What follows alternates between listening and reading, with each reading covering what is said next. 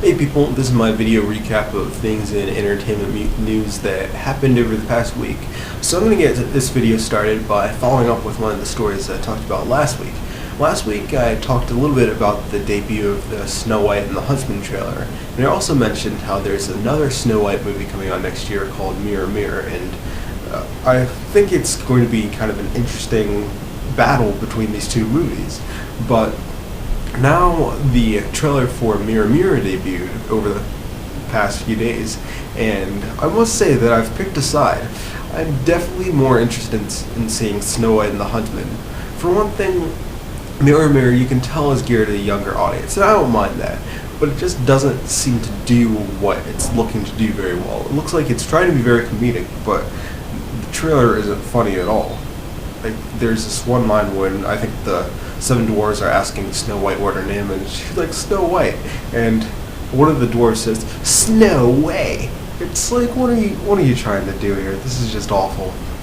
And it looks like an awkward mix of Chronicles of Narnia, Enchanted, and El Enchanted. Chronicles of Narnia and Enchanted, good movies. El Enchanted, not so much, and it kind of skews to that side of it with how the tone of it and everything. And the trailer starts off with some weird music and dancing, and it's like, is this a Bollywood movie all of a sudden? It just looks like a very mixed up, jumbled mess, and I'm hoping that it's good and it's a good kids movie, but it's just not looking to be a very good kids movie. So yeah, I think that Snow White and the Huntsman is probably going to crush Mirror Mirror. The trailer for Pixar's Brave also debuted this week, and I won't get too much into it. I mean, you can go watch it yourself, but it looks to be decent. I mean, it's described as Pixar's first fairy tale, so that's going to be interesting to see how they tackle that kind of genre that the classic Disney movies did a lot, and see how it matches up with their particular style of making animated films. But one thing I must say about it is that the trailer reminded me kind of a lot of How to Train Your Dragon, which is good and bad. Good in the sense that How to Train Your Dragon was actually a pretty good movie. Like, I was quite impressed with How to Train Your Dragon. Bad in the sense that it doesn't look as good as How to Train Your Dragon. I know that's kind of blasphemy to some of you Pixar fans, because I feel like a lot of Pixar people are just like, oh, DreamWorks, they're not even in our league, but DreamWorks made a really good movie there, and I'm not sure if Pixar's latest movie here is going to match up against that when you put these two against each other. But we'll see. So, Brave, that's coming out, so check out that trailer and tell me what you think about that. Marvel has released several character banners for the Avengers, some of which you can see here. They look pretty decent, but I think it would have been better if they went with the style of the reflective, shiny look that I'm showing you with this Thor picture right here that can be found on the website. So overall they look pretty decent, and you can go to the link in the description to find high quality versions and the rest of the character banners to download them if you want to. In the comic book world, Marvel has canceled several of its titles recently. I'm just going to read off a few. X-23, Alpha Flight, Victor Von Doom, Destroyers, Iron Man 2.0, Black Panther, The Most Dangerous Man Alive, and All Winners Squad. And I believe Ghost Rider as well has been canceled. So there's speculation as to why this is happening. Some people think it's a response to DC's new universe, the New 52, and Marvel's streamlining and getting ready to do something big to change it up. I really don't know, but it's kind of interesting.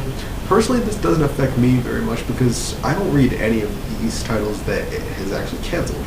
So I'm glad that nothing I'm reading has been canceled, but I'm sorry for the people who do read some of these if your series has been canceled. The poster for The Expendables 2 has been unveiled, and it features Arnold Schwarzenegger, Bruce Willis, Van Damme, and Chuck Norris. And Arnold Schwarzenegger and Bruce Willis had brief roles in the first Expendables movie, but it looks like their roles have been expanded to join the main cast. So never really got through the first Expendables movie, but I think the general consensus was that it wasn't that good. But I guess the thing about the Expendables is that it's just a fan service to people who love these action stars. So if that's what you're looking for, you'll probably enjoy this movie. David Yates, the director of the last 4 Harry Potter movies, is going to be making a Doctor Who movie sometime in the next few years. Even though this is quite a while off, it's already creating kind of an uproar among the fan community, because they've confirmed that it's not really going to be connected or follow the continuity established in the television series. So fans have a feeling about reboots like this that they're not really respecting the fans of the series when you discard the things that the fans know and have been following and appreciating for several years. And I can understand that point of view, but I can also understand the point of view of the studio.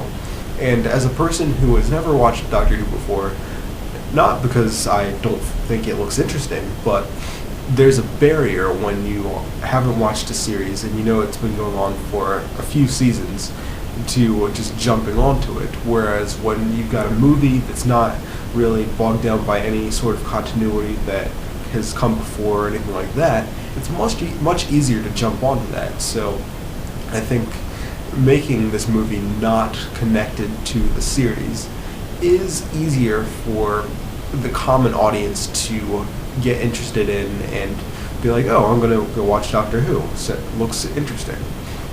So I do understand the fan point of view, though. A similar thing is going on with the Buffy the Vampire Slayer reboot that they're talking about making. They're talking about making a movie about Buffy the Vampire Slayer without the director and creator Joss Whedon. And the fans are really anti this movie, just so anti this movie. And as a person who's like watched all of Buffy the Vampire Slayer, the series, I am on both sides again. Like, Buffy the Vampire Slayer ended a long time ago, so it's not really pulling in new fans. And I feel like if you dress it up with some well-known young actors, some flashy action, you pretty much are guaranteed to pull in a decent-sized audience with the added name recognition that Buffy has. So I understand what the studio is doing. I'm not sure I really approve of it, and I can see how people are really kind of have strong feelings with Buffy and Doctor Who. But it'll be interesting to see how these movies turn out when and if they're made. The lead role in the upcoming big screen adaptation of Ender's Game has been cast. Asa Butterfield, the star of Martin Scorsese's Hugo, will be taking the role of the title character Ender in the film. Ender's Game is an adaptation of a 1985 book that spawned several sequels and has been adapted to comic book form. So while I have never read Ender's Game, it's a pretty big deal, so I think it's something to keep an eye on. Thank you for watching. That's all for now. If you like what you saw, please subscribe and tune in next time.